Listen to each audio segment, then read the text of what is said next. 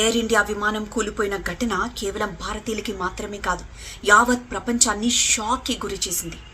ఆ తర్వాత వరుసగా ఎక్కడోకక్కడ ఏదొక విమానంలో సాంకేతిక సమస్యలు, ఈదర్ టేకాఫ్లో సమస్యలు కానీ, ల్యాండింగ్ విషయంలో సమస్యలు కానీ, లేదా మిడ్ ఎయిర్లో వచ్చిన టెక్నికల్ ఆర్ మెకానికల్ ఇష్యూస్ కానీ ఎంతో భయపెట్టాయి ప్రయాణికుల్ని. రీసెంట్గా మొన్న మండే రోజు జరిగిన ఘటన కూడా ఇలాంటిదే. చైనా నుండి జపాన్లోని టోక్యోకి వెళ్లాల్సిన విమానం అది.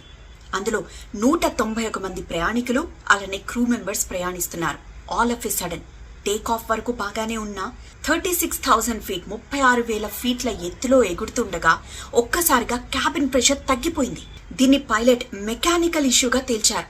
వెంటనే ఆక్సిజన్ మాస్క్లు వేలాడుతూ కనిపించాయి.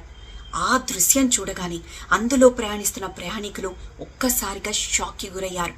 ఖచ్చితంగా ఇక తాము బతకమేమో అనుకున్నారు. అయితే క్యాబిన్ ప్రెషర్ పడిపోవడంతో చాలా మందికి ఊపిరాడలేదు, అన్కాన్షియస్ సిచ్యువేషన్ లోకి వెళ్ళిపోయారు. వెంటనే వేలాడుతున్న ఆక్సిజన్ మాస్కుల్ని పెట్టుకుని చివరిసారిగా వాళ్ళ సొంత వాళ్ళతో మాట్లాడేందుకు ప్రయత్నించారు.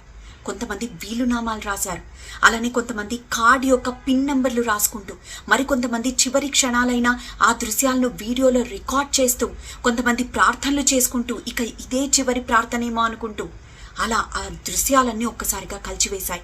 అయితే 36,000 ఫీట్ల నుండి ఒక్కసారిగా క్యాబిన్ ప్రెషర్ పడిపోవడం, మెకానికల్ ఇష్యూతో 10,500 ఫీట్ల దిగువకొచ్చేసింది ఫ్లైట్. ఇక కూలిపోతుందేమో అనుకున్నారు.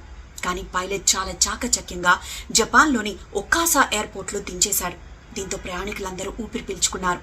మరొక విమాన దుర్ఘటన వార్త వినకుండా అందరూ ఊపిరి పీల్చుకున్నట్లయింది. అందరి మెదళ్లలోనూ ఒకటే ప్రశ్న. ఎయిర్ ఇండియా విమాన దుర్ఘటన జరిగిన తర్వాత ఏ దేశంలో చూసినా ఏదో ఒక ఎయిర్లైన్స్ కి సంబంధించి ఏదో ఒక ఇష్యూ రేజ్ అవుతూనే ఉంది.